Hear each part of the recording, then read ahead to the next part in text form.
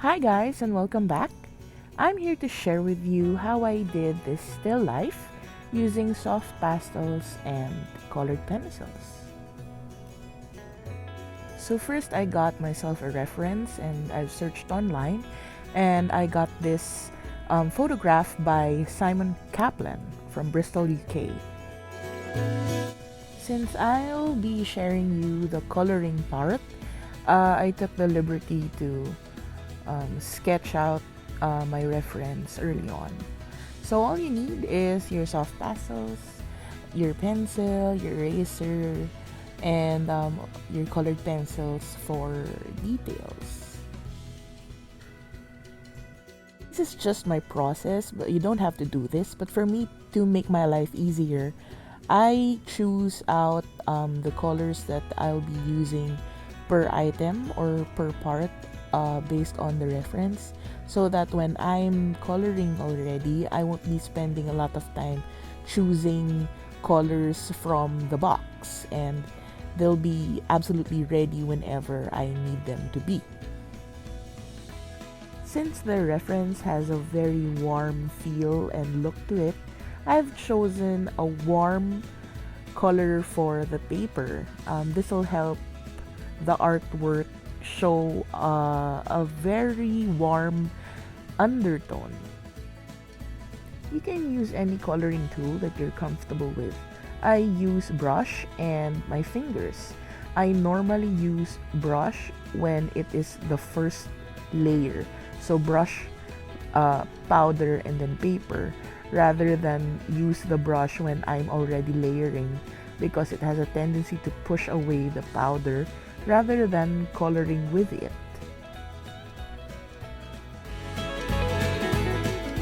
Since we are coloring layer by layer, I decided to do the background first. So the light application of gray, and then I added the shadows for the background. And this is actually a good way to determine the overall value of the artwork, meaning the shadows and the highlights, so that when you're done with the background, you already have an idea how much value you needed to add on to your subjects.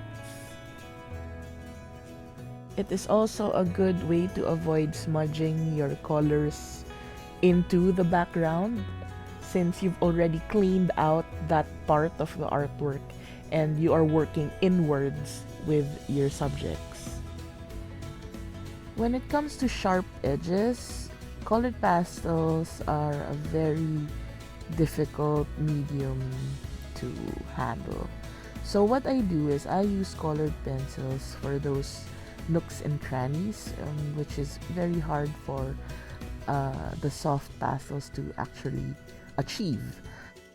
So with this artwork, after I applied a good amount of soft pastel, I use my colored pencils to clean out the edge of the picture, the handle, the cover, the handle of the cover, and so on and so forth. You can also use the colored pencils as another way to apply some shadows and highlights, especially on small areas that soft pastels cannot reach. You can also use erasers to clean the edges. It does come off, and what I'm using here is a very fine eraser, so that it is easier for me to control.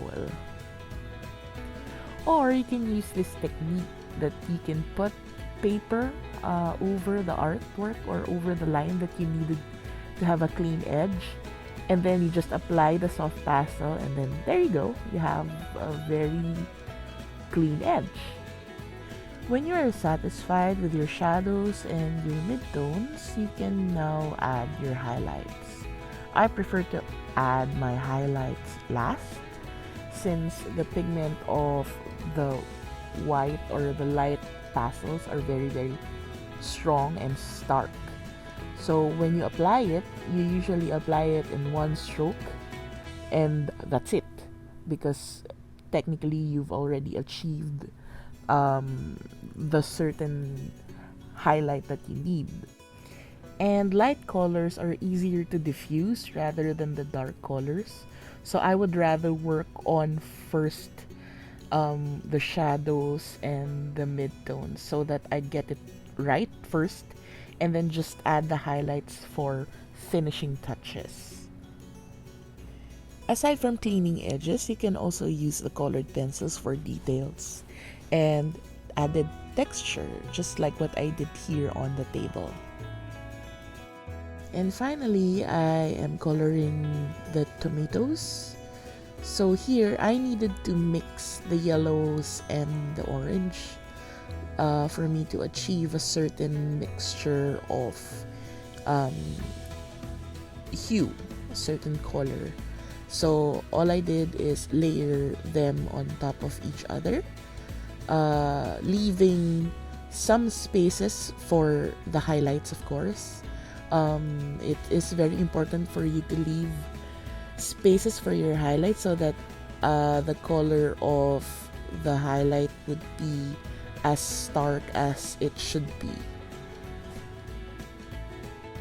And when you're done with your artwork, you can always use fixative to spray on your artwork so that no smudge is going to happen, or no more distortions, and the powder will just stay there and stay where it is and where it should be. I hope these 10 tips would help you along the way when you do your own still life artworks. Thank you for watching, and I'll see you soon. Bye!